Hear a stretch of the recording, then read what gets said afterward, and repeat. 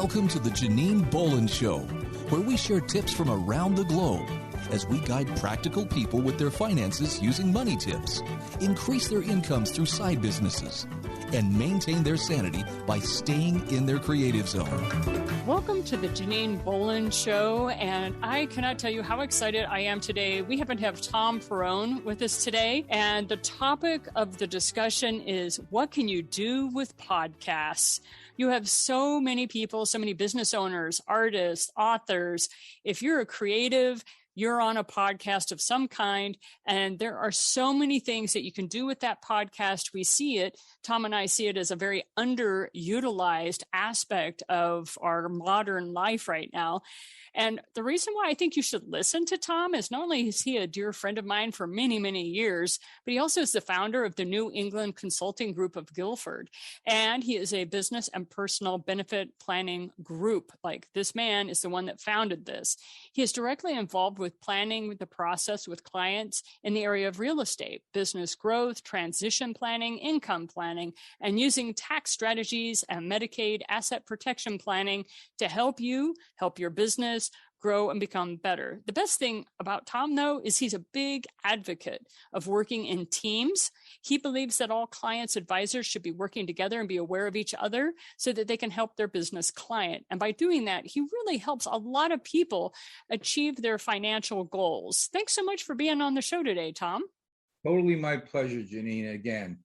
It is. We have a good time. We talk a lot about the things that matter to us, and what I love about it is we always manage to help people out and help them with their lives. So talk to us a little bit about podcasts and what can people do with podcasts, because we really see them underutilizing these wonderful medias that they have the ability to use as a marketing device or even just as a historical device. So talk to us a little bit about what you see and you experience.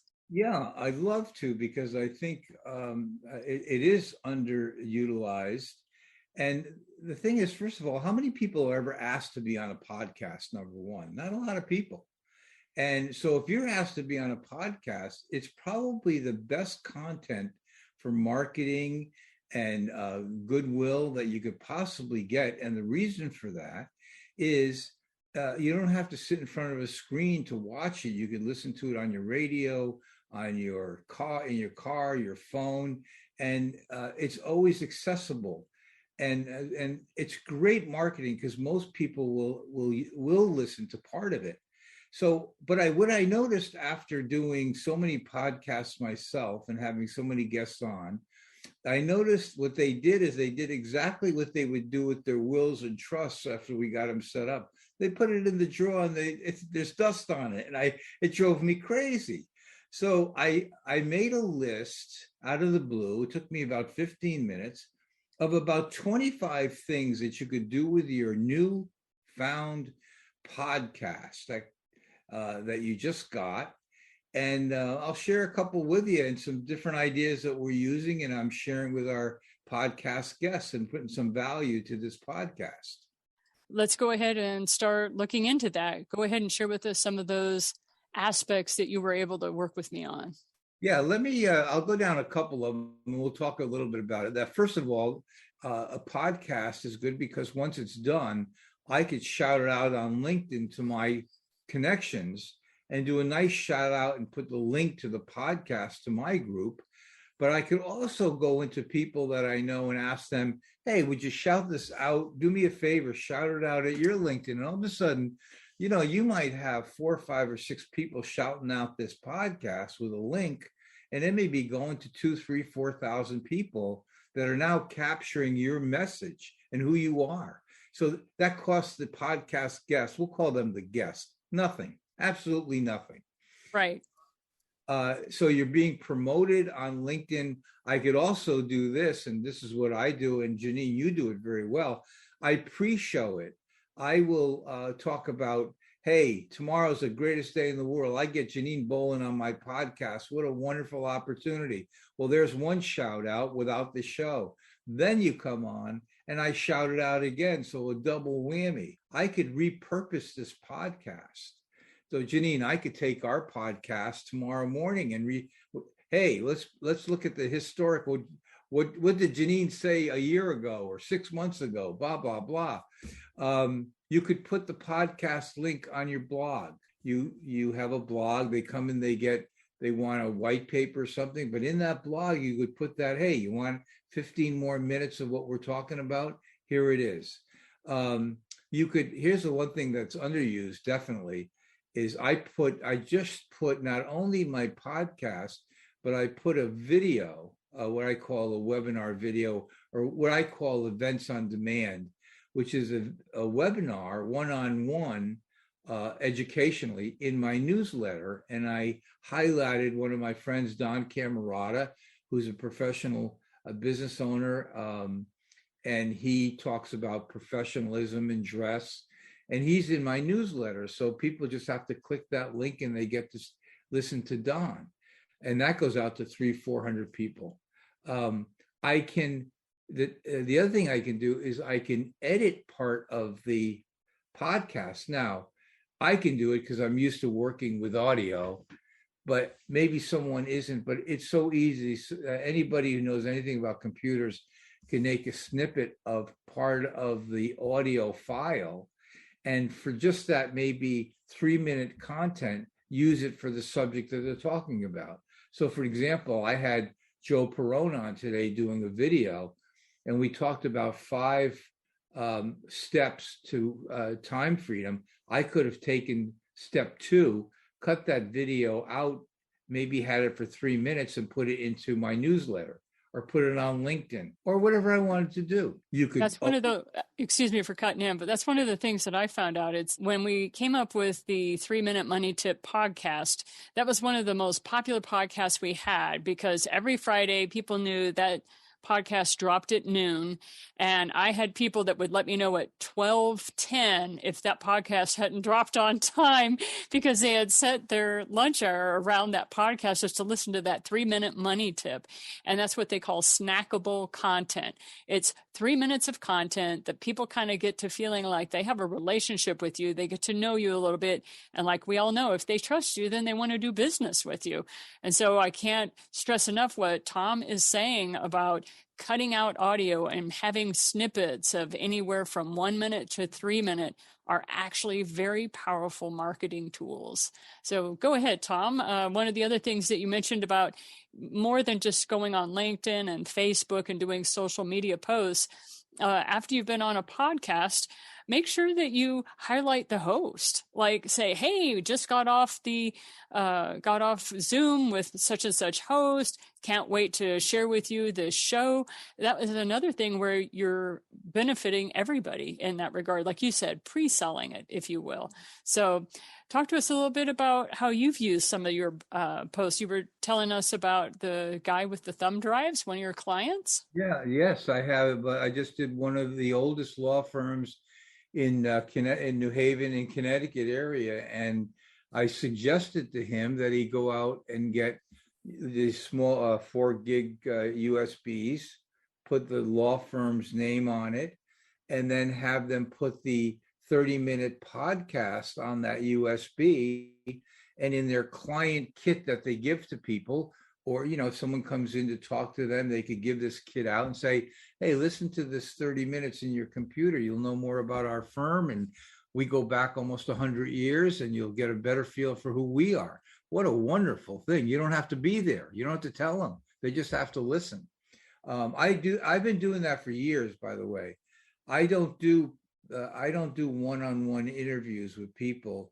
I send them videos of my interview with them, like I'm talking to them, and they get more out of it because they can rewind, listen to it again, and get the next video, and then the next, and finally we will meet. But they have more information about me, and they've kicked the tires, and now we're ready to settle in on where we're going to go. Well, you could do the same thing with a podcast. I might also add this, Janine. If you've done one podcast, most podcasters know a lot of other podcasters. And if you like doing it, that host can probably get you on a couple of other podcasts that you'd love to be on. So you could always take new material and use it, a new subject. In a referral letter, I use this quite a bit. When someone refers me, I will send them a hard letter, and I'll have the address of the podcast, but I send the same letter by email, so it's a hot link. And I basically say, if you want to know a little bit about Peroni, click the link and you got a half an hour to listen to them.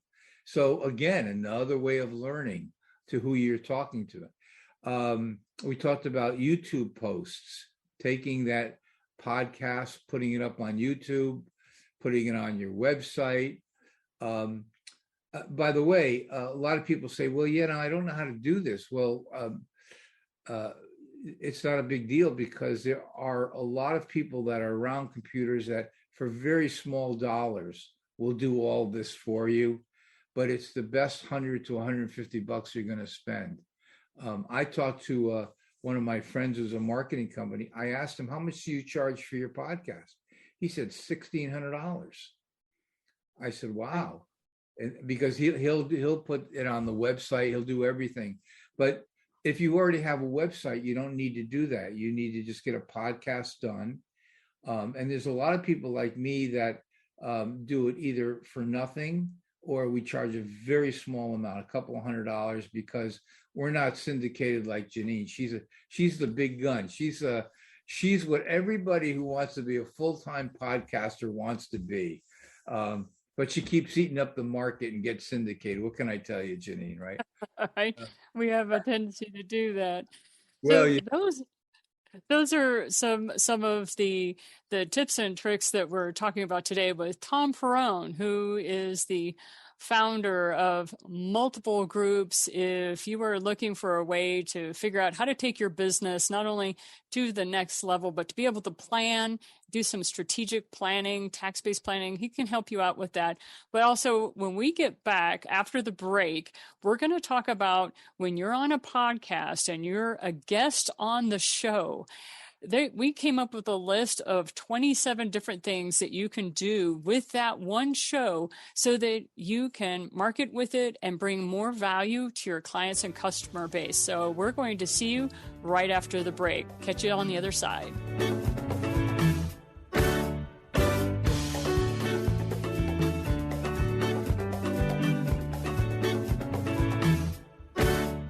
Welcome back to the Janine Bolin Show, and I'm with my guest, Tom Perone, and today's discussion is all about why podcasting is important, being a guest. We're specifically looking at being a guest as on podcast programs, and why that's important to your marketing campaign. So, Tom, go ahead and chat with us a little bit about why this is even important. Why are we even talking about this today? Well, what's important about this is that if you need to get your word out to a market, because that's the way it is. People, we talk about inbound business, and in our practice, we basically look for inbound people that know of us. We've been referred, they call us.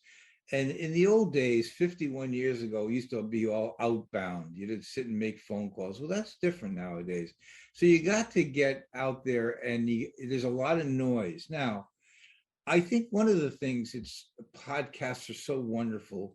You could structure the podcast to talk about what you do for the client and what's important to them, and not how good you are and how great your firm is. But you can design a podcast that really shares with the audience, hey, listen, we know you have some pain, and we're very much aware of it, and this is how we handle it. And we can bring you down a path where you can solve this problem or ease the pain.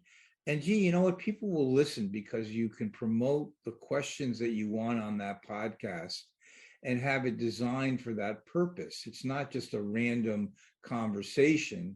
It's certainly designed. So you could design it any way you want to, because the guests that are inviting you on really want you to come prepared with the questions that you would like to talk about. And it's designed that way. So it really is a very efficient and effective way of talking about who you are, what you do for clients, why they should know, trust, and like you.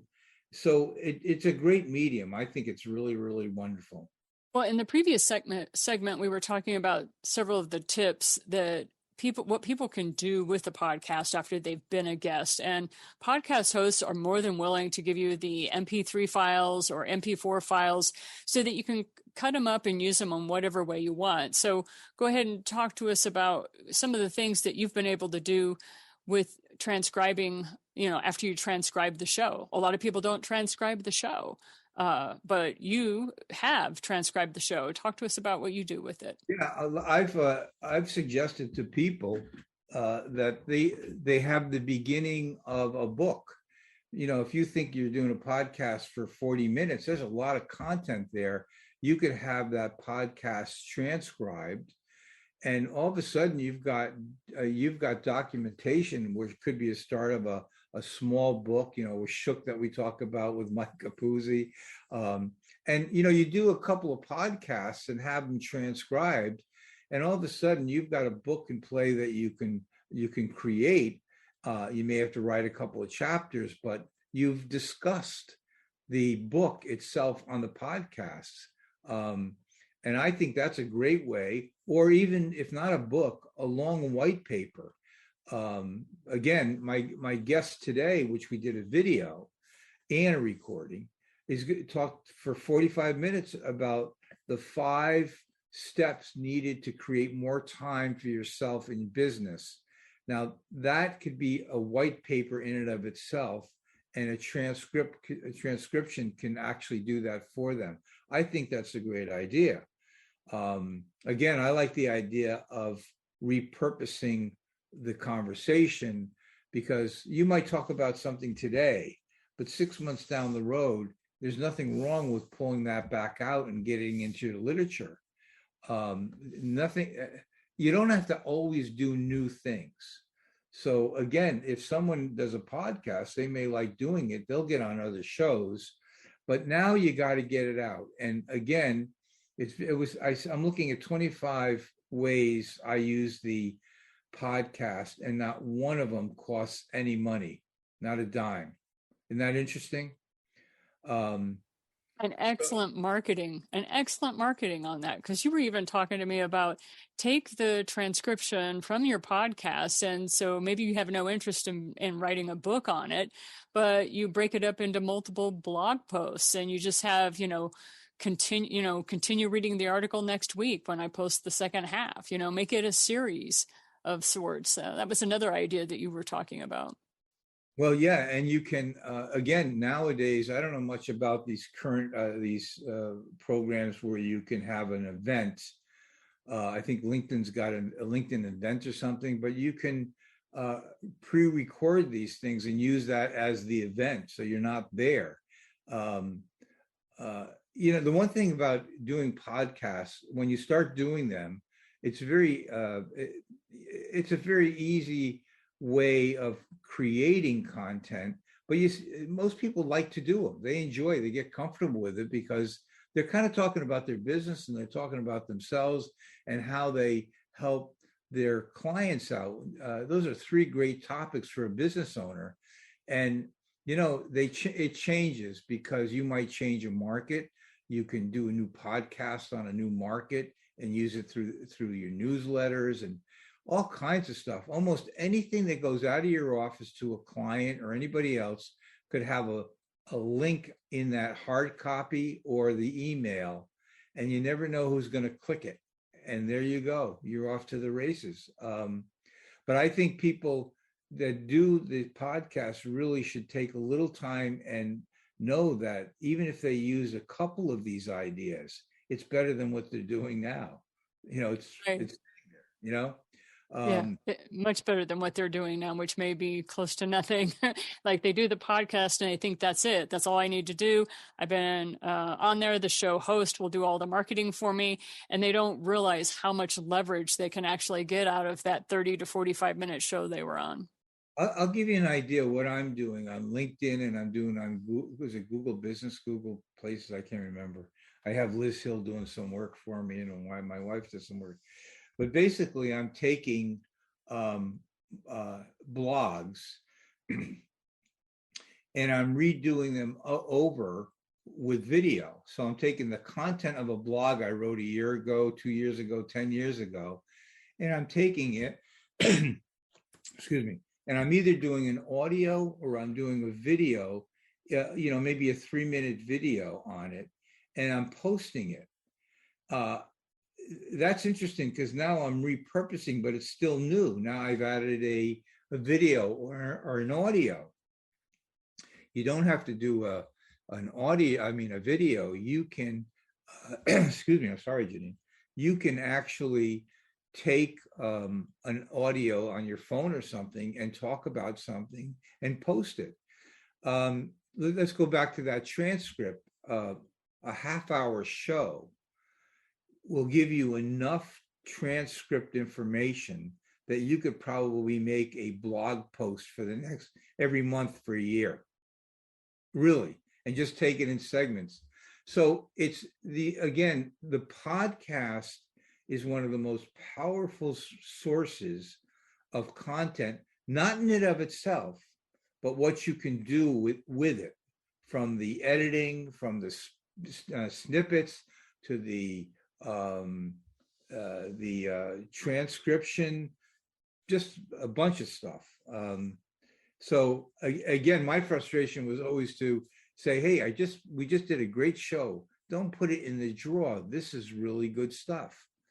And, it's just an easy way with no cost marketing. It doesn't cost a dime.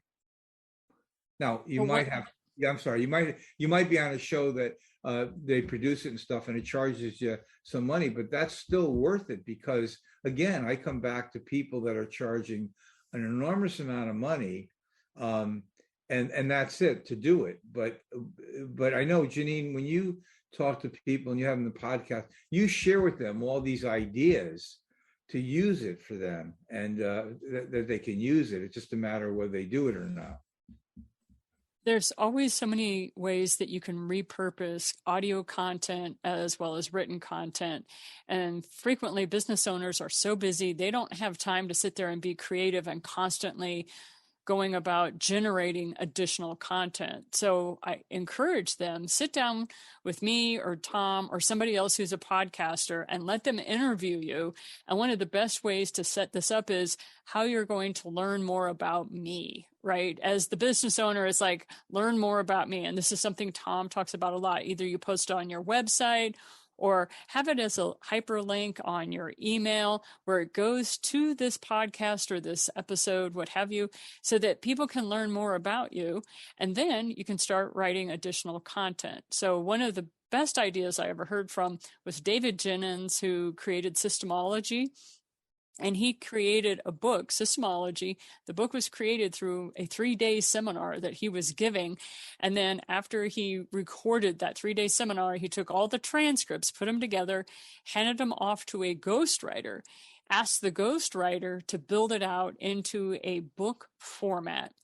And then after he received that book format from the ghostwriter, he went line by line. And basically he said, I rewrote the whole book. However, I didn't have to sit there and look at the blank page, and I didn't have to completely refurbish content. He just went through and changed the wording so it matched more what his style was. So that's the power of having people either interview you or having people record what you're saying and then being able to put that information together. So, Tom, you were talking about how you have the ability now to make time so you can sit and just think of new ideas on ways to handle podcasts. well, and I'm sure this has been, I've been doing this for so many years, but when my clients finally call me after they've gotten 2 or 3 videos, they're ready to jump in. I have not said a word to them because all my recordings are about the client and they get to know who I am through the videos or the recordings or the audio. And people like that. They want to feel comfortable. So again, a podcast or a recording or some kind of type of medium that you're using can really be a big help to you. And so we will be talking more about what you can do with podcasting in order to build your business or stay in touch with friends, clients, and customers after this break.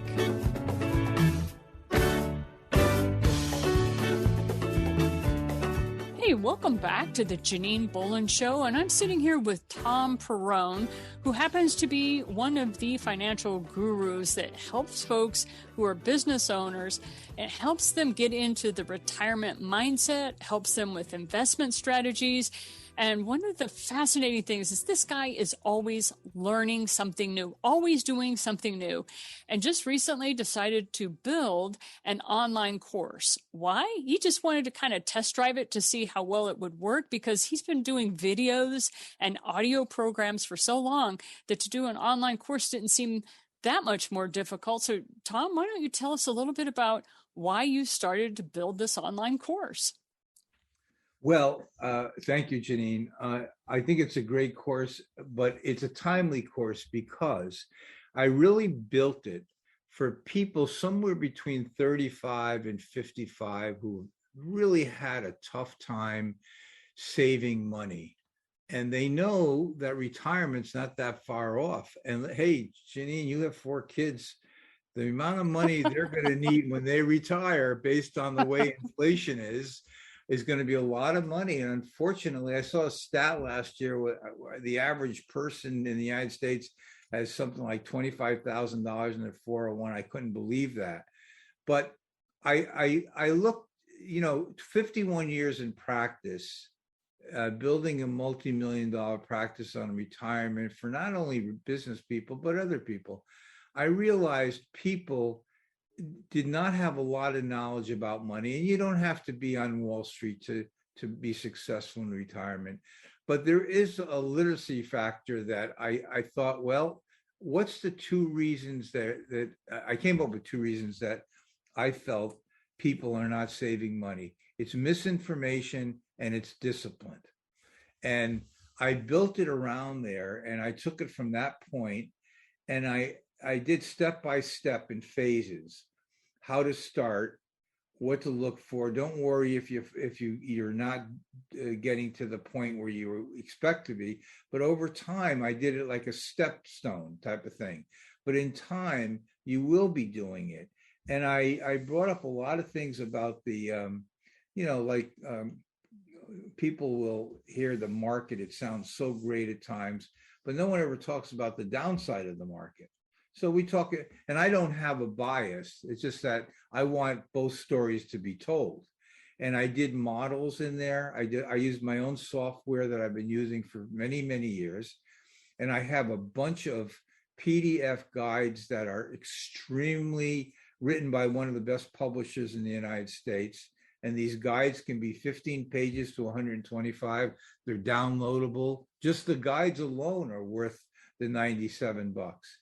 But there's a ton of videos that are range from 3 minutes, some to maybe 10 or 11 minutes. And we work around a case history. But it's so educational. I was happy about bringing into play all the things that I normally would have brought a client through, and then what I would have done with that client every year, twice a year, to make sure they're on track.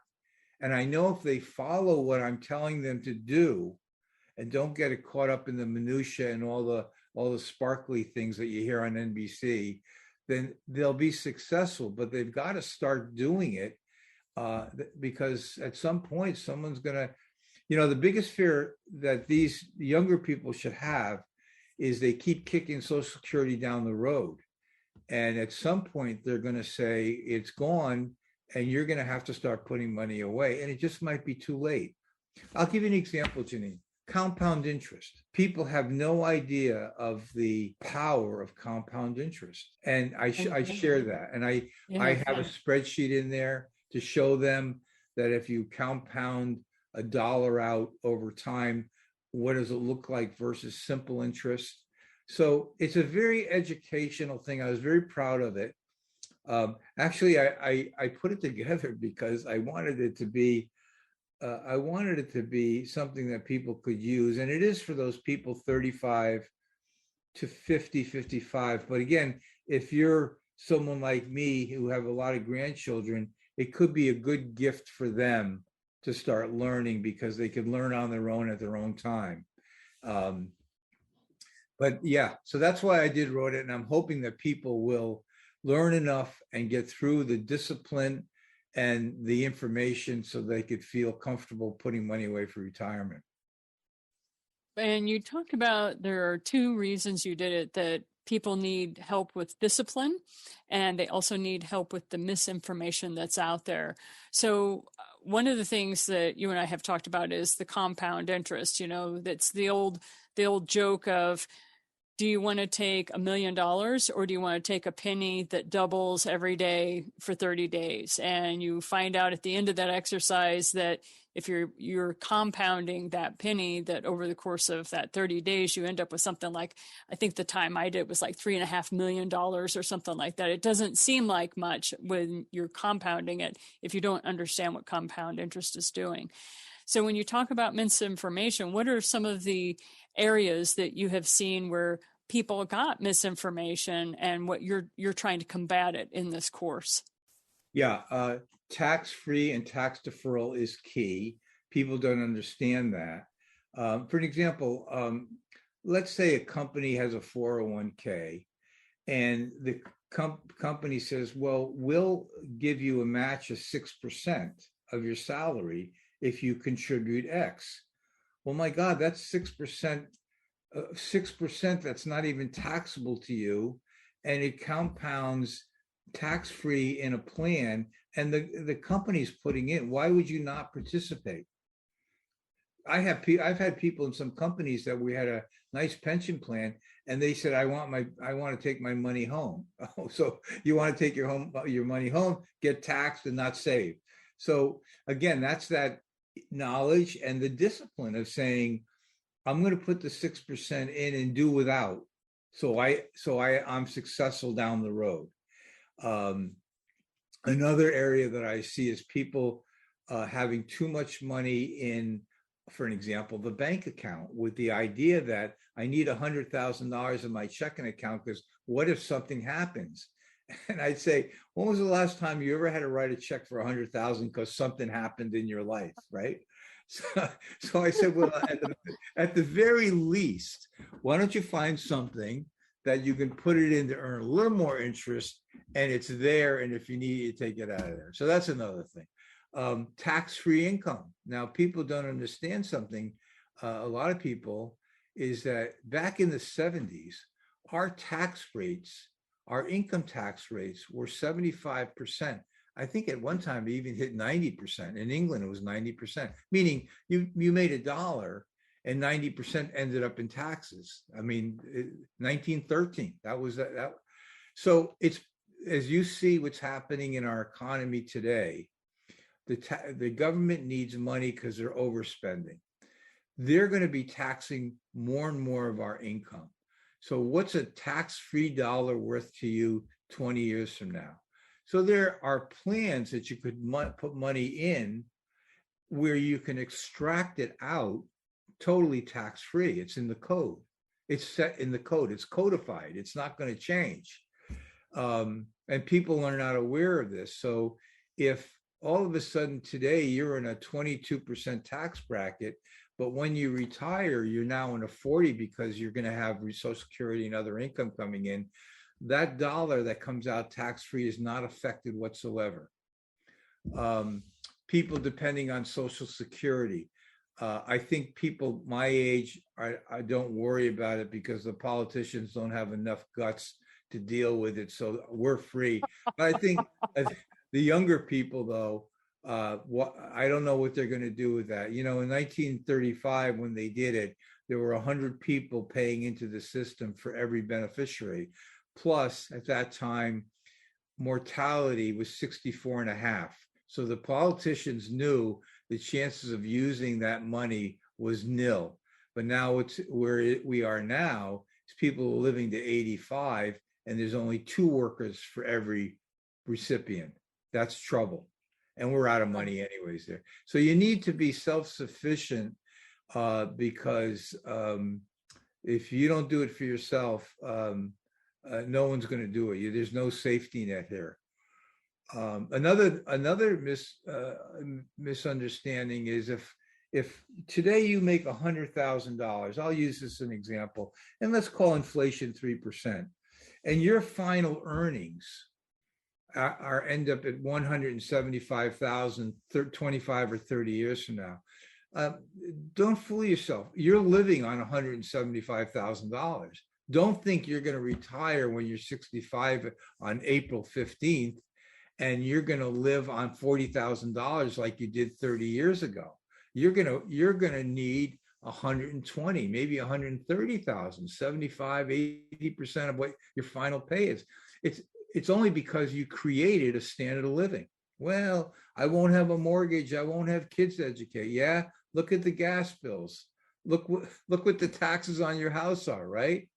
So it's these things that the people put their, they don't listen to, and they don't understand, they don't learn, that I try to bring out in the course, and then I show them how to do it. And I'm just using things that I've used over the years, and I'm very happy about where I am in life. So that's the nice thing about when you hit my age, you finally know where you'll be sleeping, and it won't be under a bridge. So that's a good thing, So yeah, that's one of the. Go ahead, Jeff. Sorry. No, I was just going to say that's one of the primary things people worry about is they don't want to be pushing a grocery cart, when they're 65. They don't want to be living under a bridge. So go ahead. Your course is what? Well, the course is good because the reality is, now that I'm kind of retired, and my wife would fight you on that, we do a lot of traveling. Our standard of living is as high as it's ever been because we want to do it now. We don't want to wait till I don't think I'll be wearing a Speedo in Hawaii when I'm 87 years old. I want to do it now, So, and you're going to want to do it when you're early retired and when you're ready to do it. So you need a lot of money. So just take the course, learn how to do it. I'd love to hear from you how you're doing. And Janine, there's a lot of what you teach in your course in there, and that's that discipline and your plan from 10%, 40, and was it 40, 30, 60. Yeah. And I got to cut you off, and we will come back after the break and learn more from Tom Perrone and Managing Money. Welcome back to the Janine Bolin episode, and I'm here with Tom Perrone, and we're talking about money and podcasting.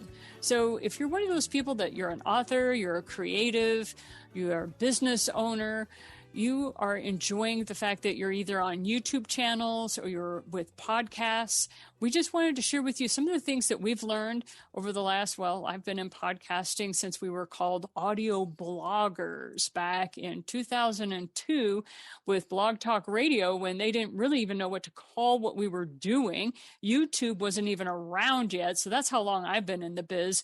YouTube finally made its appearance around 2005, but really didn't kickstart with what we now know it to be until 2006. So that kind of lets you know the era we're talking about.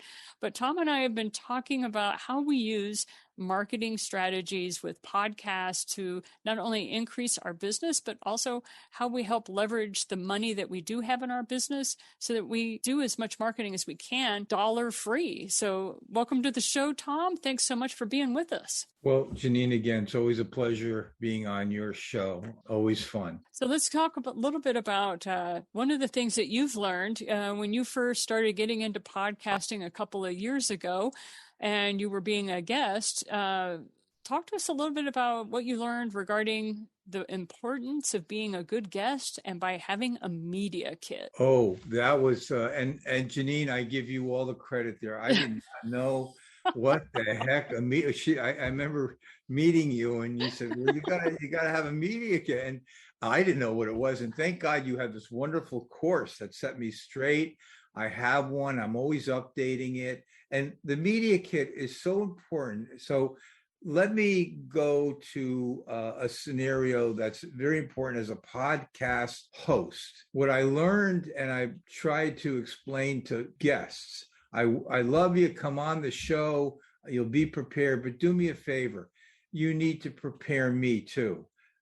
You need to think about certain things that I want that I want to talk about and what you want to talk about, and be prepared. And one of the best ways of doing that is to have a media kit, so I have something in my hands that I don't have to do all the research. And Janine, I'm sure you've been there where all of a sudden you have a guest, they haven't sent you anything, and you got a show ready to air, and you have nothing on this person, and that's almost like dead air. But you end up doing the research just so you don't look bad, right? Right. So the media kit is really a good thing. And if you don't know what it is, you should contact Janine, because she's got a great online course. Actually, she's the queen of online courses. She's got all kinds of good stuff there, from finance to media kits and stuff like that.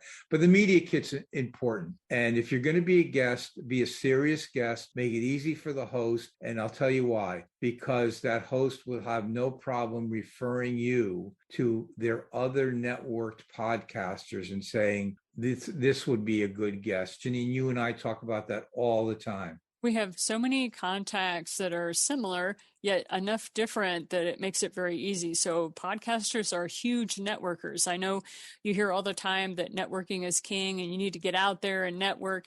But one of the things is once you get on one podcast show, just say, hey, is there anybody else that you think I would be a good guest for them on their podcast? And I guarantee you they're going to have a list of 3 to 5 right off the top of the bat that will know, oh yeah, you would totally fit on Tom's show or Randy's show or somebody else's show. So yeah, we actually have huge networks of people. The other thing I will bring up is that I've never had anybody tell me, no, they don't want to be on the show. I've had people say, I'm concerned because I'm shy. And I said, well, that's exactly why you should be on the podcast, because we do it on an audio basis, Janine. We don't do video on the podcast. I think it's a matter of me being able to focus and the guests being able to focus. However, we are now doing video and podcasts simultaneously, and I'm using the video for another reason. But a good podcast host will help you get through the airing, because they're going to prepare you to put together some of the topics that you want to talk about and feed to you very good questions that will educate your audience, make you look good, get the message out. One of the greatest things in a podcast that I see is I look at it 2 ways. I can have someone talk about their business and how good it is without kind of boasting. And we can talk about the services and what they do and why they do it. But on the other side of that coin, I could also make them be human, an actual father or a mother that lives down the block, that care about their clients, that, oh my God, I screwed something up and I felt so bad that we reimbursed our customer, and that kind of thing. Because people want to see the human side, but they want to hear the human side too. So podcasting is a wonderful way. Don't be shy. Go on, try it. It'll open up a lot of good marketing opportunities for you. Especially if you're a creative of some kind, like maybe you have an Etsy shop and you think, well, nobody really wants to hear about what I do, because what I do is I make jewelry or I handcraft, hand-stitched items, and it's very visual. And that's something I've heard where people will resist getting on a podcast because what they do is very visual. And it's correct. But believe it or not, there is a aspect to your art. There's an aspect to your craft that can be described. And like Tom was saying, people want to know your human side. I'm sure there are stories you can tell that are hysterical, that are absolutely entertaining, that people would love to learn a little bit more about you. And it not only shows your humor, but it also shows the fact that you're very human and that you make mistakes too. And I love telling stories on myself where I'm the butt of the joke, just because I find it hysterical. I'm laughing at myself all the time. I'm quite the fool, but at the same time, I'm having a good time. And so thanks so much, Tom, for bringing up the fact that some people are shy and some people don't even think that their art or their craft is a potential in a podcast, and nothing could be further from the truth. And you're right. And everybody has a story. And to your point, I wrote my book last year, Unlocking Your Business DNA, which is really about all the things and strategies that I helped business owners do to create growth in their business and enjoy a lot more free time, because I was able to work 80 days a year and do very, very well in my practice for many, many years. And I wanted to share that. Well, you know what happened? I realized that was a story.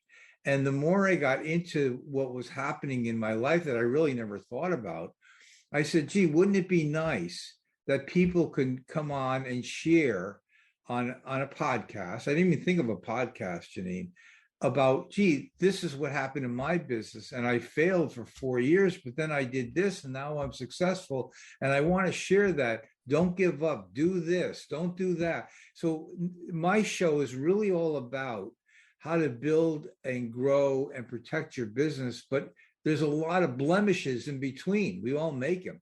Think about it. If you're having a tough time in your business, you can't go to your competition because they'll steal your ideas and they'll see that you're weak. You can't tell your spouse because you don't want to bother them. The kids don't care about it. So who do you talk about it? Well, sometimes being on a podcast and talking about the successes and the failures is kind of a cool thing, because you get it out there and it really kind of frees you in a way, but you create a great network of people that identify with it. Now, Janine, your podcast is probably the most successful of the podcasters that I know, because you're syndicated with how many people now? Oh, I have 47 internet platforms that people can hear it on, and we have 2 radio stations that are kind enough to rebroadcast our signal. And what she's really saying without saying is she's huge. And she's huge, trust me. And no one that I know in the podcasting business is doing what Janine's doing in this particular market. Janine, I've also suggest that people, if they really want to get their word out, that they do talk to you about being on your show. You do a lot for them, but you get the word out in a much more geographic area than we do. We're kind of regional. You're like all over the place. You own the West Coast, I think, at this point of the game. It sometimes appears that way, but if you want to be a guest on the Janine Bolin Show, and thank you, Tom, I appreciate that. I'll pay you your $20 later for the promotion. But if you want to be on the Janine Bolin Show, just go to thejaninebolinshow.com, and then you can click on the menu item that says be a guest, and it will walk you through the media kit course, and it will let you know how you can get access to tier 1, 2, and 3 levels of podcasting platforms. So that's the little boost there. But Tom, don't forget to tell us where people can sign up for your online course, because it is a wonderful course for people to learn how to get themselves ready for retirement. If they just email me at tperrone@icloud.com and ask for the course link, I will send them that long link and they can go right on. And my last statement is yesterday, Janine, I spoke to a gentleman and this is a case in point about your show, who developed a wonderful app about money. And he said the biggest problem was marketing.